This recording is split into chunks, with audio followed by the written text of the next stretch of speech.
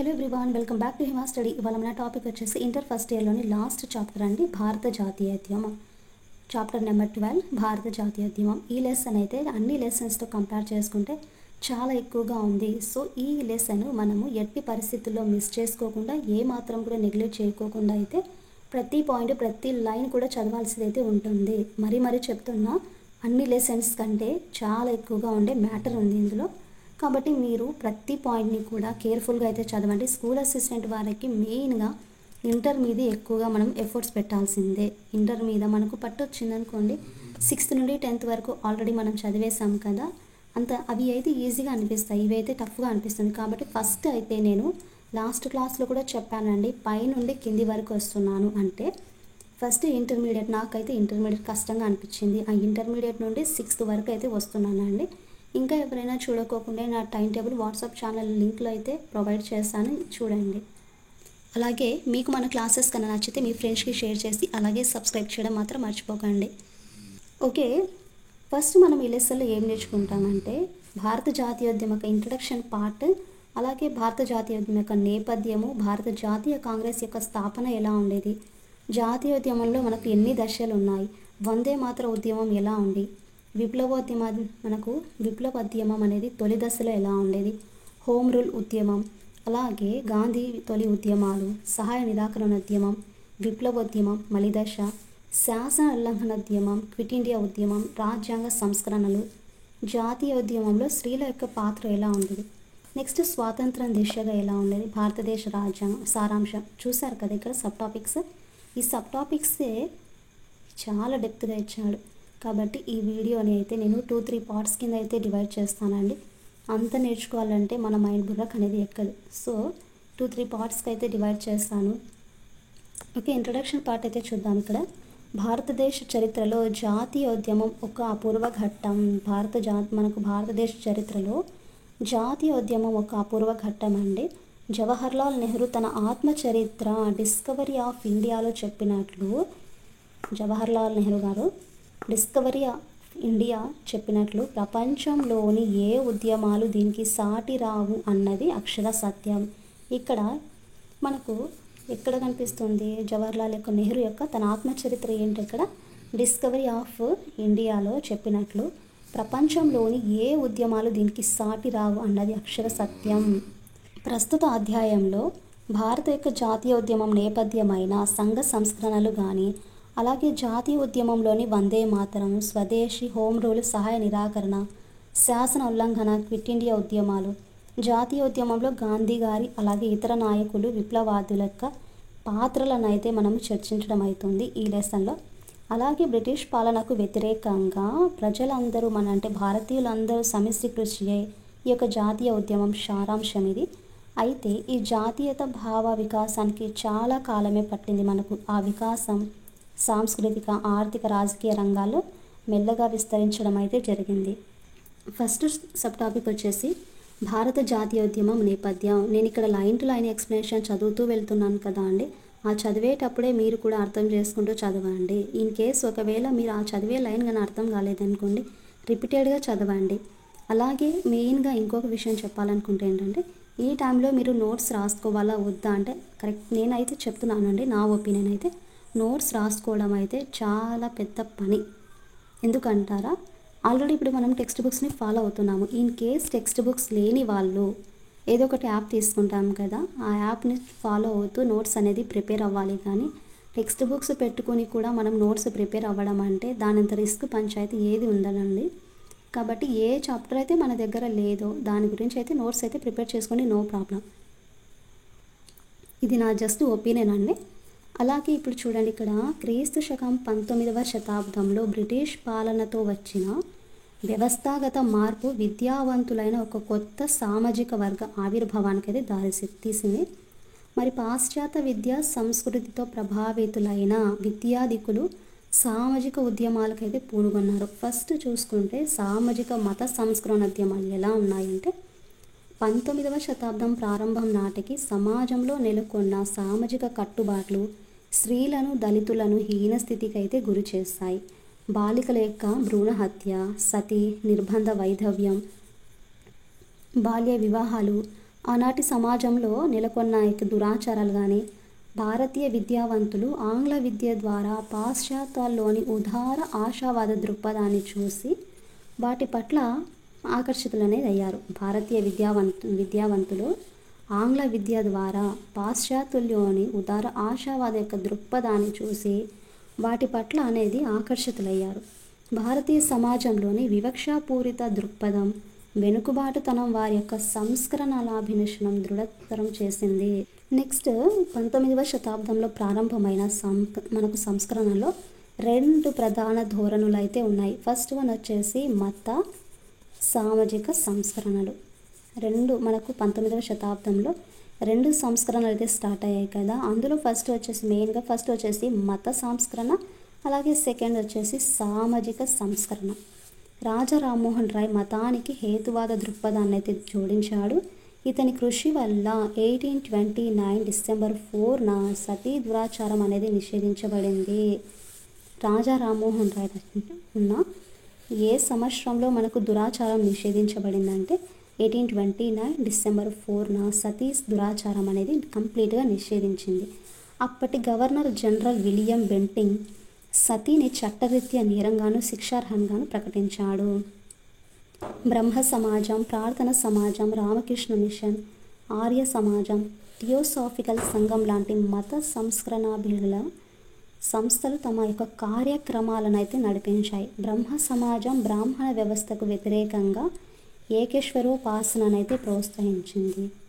అలాగే ఇక్కడ దయానంద సరస్వతి నాయకత్వంలో ఆర్య సమాజం విగ్రహారాధనకు వ్యతిరేకంగా ఉద్యమించి వేదాలకు తరలండని అనేసి ప్రబోధించారు. ఎవరిక్కడ? దయానంద సరస్వతి నాయకత్వంలో ఆర్య సమాజము విగ్రహ ఆరాధనకు అంటే విగ్రహాల యొక్క ఆరాధించడం అనేది వ్యతిరేకంగా ఉద్యమించి వేదాలకు తరలి రండనేసి ప్రబోధించారు. కరుడుగట్టిన సమాజ పునర్వ్యవస్థీకరణకు భారత తాత్విక సంస్థలు కానీ థియోసాఫికల్ సొసైటీ వంటివైతే పూనుకొన్నాయి. హేతుబద్ధ పూజా విధానాన్ని రామకృష్ణ మిషన్ వారు ప్రవచించారు. హేతుబద్ధ పూజా విధానాన్ని రామకృష్ణ మిషన్ వారు ప్రవచించారు. మరి జొరాస్ట్రియన్ల సంస్థ కానీ రహానుమాయి మజ్దయాన్ సభ జొరాస్ట్రియన్ల ప్రాచీన పద్ధతుల యొక్క పరిరక్షణకైతే ప్రబోధించింది. మరి ఈ సంస్కర్తలు చేపట్టిన కార్యక్రమాలైన వితంతు పునర్వివాహం కానీ, కులాంతర వివాహాలు కానీ, స్త్రీ విద్య ఉదార పాశ్చాత్య లౌకిక ధోరణులను అయితే సూచిస్తాయి. పర్దా నిషేధం కానీ, బాల్య వివాహం రద్దు, బహుభార్యత్వం, దళితుల పట్ల వివక్షను రూపుమాపటం కోసం సంస్కర్తనలు అయితే పూనుకున్నారండి. వివాహ మనకు వయోపరిమితి వచ్చేసి పెంపు, స్త్రీల ఆస్తి హక్కుల్ని వారు కాంక్షించారు. ఈ దురాచారాలను రూపుమాపడం కోసం చట్టాల యొక్క ఏర్పాటుతో పాటు అలాగే దేవాలయాల ప్రవేశం, భోజన విషయాల్లో వివక్షకు వ్యతిరేకంగా అనేది పోరాడారు. ముఖ్యంగా అణగారిన వర్గాల అభ్యున్నతి కోసం depressed class mission, Deccan educational society, అలాగే servants of India society, Aligarh సంస్థ, అమృత్సర్లోని Diwan Khalsa, Bombay social service league, Indian national social service లీగులు, అలాగే శోధక్ సమాజ్, హరిజన సేవక్ సంఘ లాంటి సంస్థలు అయితే కృషి చేశాయి. ఇక్కడ జ్యోతిరావు పూలే అలాగే సావిత్రిబాయి గురించి అయితే ఇచ్చారండి. ఇక్కడ చిన్న స్టేట్మెంట్ అయితే ఇచ్చారు. అన్ని మత గ్రంథాలు పురుషులచే రాయబడ్డాయి. అవి దూరాలు కూడా. అవి సమాజాన్ని నిలువుగా విభజించి వివిధ వర్గాల మధ్య విద్వేషాన్ని, శత్రుత్వాన్ని అయితే పెంపొందించాయి. వాస్తవానికి ప్రజలందరూ ఒక్కటే, అందరిలోనూ ఒకే మేధస్సు అయితే ఉంటుంది. పుట్టుకతో ఎవరు పునీతులు కారు అనేసి మనకు జ్యోతిరావు పూలే అలాగే సావిత్రిబాయి వారు ఇచ్చిన ఈ స్టేట్మెంట్. మహారాష్ట్రలో జ్యోతిరావు పూలే, సావిత్రిబాయి పూలేలు స్త్రీల విద్యావ్యాప్తి ముఖ్యంగా దళిత బాలికల విద్యావ్యాప్తికై చేశారు. వితంతు స్త్రీలు సంతానానికి అనాథాశ్రమం కూడా కట్టించారు. ఇది కూడా ఏదైతే నేను అండర్లైన్ చేస్తానో అది ఇంపార్టెంట్ అనుకోండి. క్రీస్తు శకం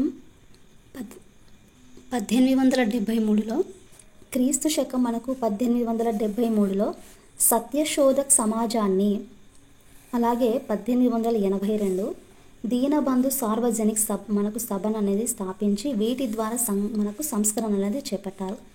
1873 అలాగే 1873లో సత్యశోధకు, అలాగే 1882లో దీనబంధు సార్వజనిక సభను అయితే స్థాపించి వీటి ద్వారా సంస్కరణలు అనేది చేపట్టారు.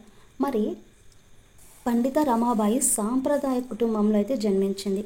సంస్కృతంలో ప్రావీణ్యం గడించి మనకు సమాజంలోని మూఢాచారాలను ఏవగించుకుంది. సంస్కృతంలో ప్రావీణ్యానికి పండిత అనే గౌరవ బిరుదును రమాబాయి పొందారు.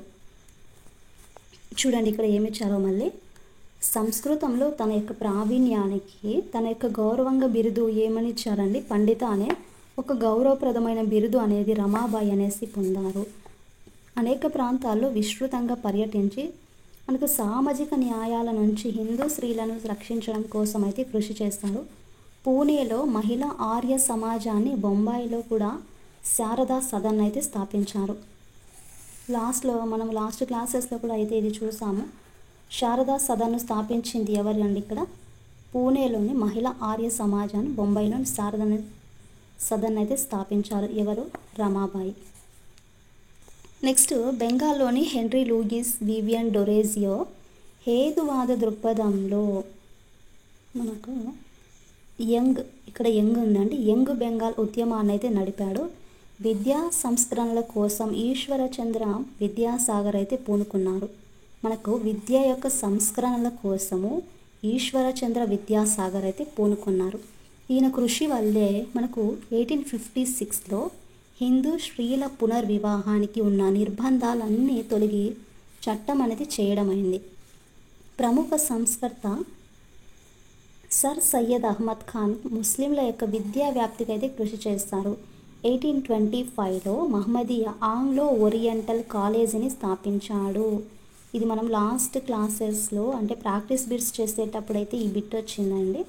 1825లో మహమ్మదీయ ఆంగ్లో ఓరియంటల్ కాలేజ్ని అయితే స్థాపించాడు. ఈ సంస్థే తర్వాత అలీఘర్ ముస్లిం విశ్వవిద్యాలయంగా అయితే మారింది. చూడండి ఈ ఒక్క పారాగ్రాఫ్లోనే మనకి ఎన్ని ప్రాక్టీస్ చేసుకోవడానికి అయితే బిట్స్ అయితే ఉన్నాయో. మనకు సయ్యద్ అహ్మద్ ఖాను ఈ సంస్థ తర్వాత మనకు ఏమైంది, అలీఘర్ ముస్లిం విశ్వవిద్యాలయంగా అయితే మారింది. ఆంగ్లో ఓరియంటల్ కాలేజ్ అయితే స్థాపించారు కదా, ఆ కాలేజ్ నెక్స్ట్ మనకు అలీఘర్ ముస్లిం యొక్క విశ్వవిద్యాలయంగా అయితే మారింది. నెక్స్ట్ తర్వాత కాలంలో వివేకానందుడు ప్రఖ్యాతి చెందిన నరేంద్రనాథ్ దత్తా రామకృష్ణ మిషన్ అయితే స్థాపించాడు. వివేకానందుడుగా ప్రఖ్యాతి చెందిన నరేంద్రనాథ్ దత్తా రామకృష్ణ మిషన్ అనేది స్థాపించాడు. మనకు దీని ద్వారా యువతలో దేశభక్తిని రగిల్చి ప్రజోద్ధరణకు పనిచేసేలా వారిని అయితే ఉత్తేజపరిచాడు. నెక్స్ట్ ఇక్కడ సబ్ టాపిక్ చూడండి, భారత జాతీయ కాంగ్రెస్ స్థాపన ఎలా ఉండేది. మనకు రవాణా సౌకర్యాల అభివృద్ధి వల్ల ప్రజల్లో జాతీయ సంస్కృతి, జాతీయత పట్ల నిర్దిష్ట అభిప్రాయం అనేది ఏర్పడింది.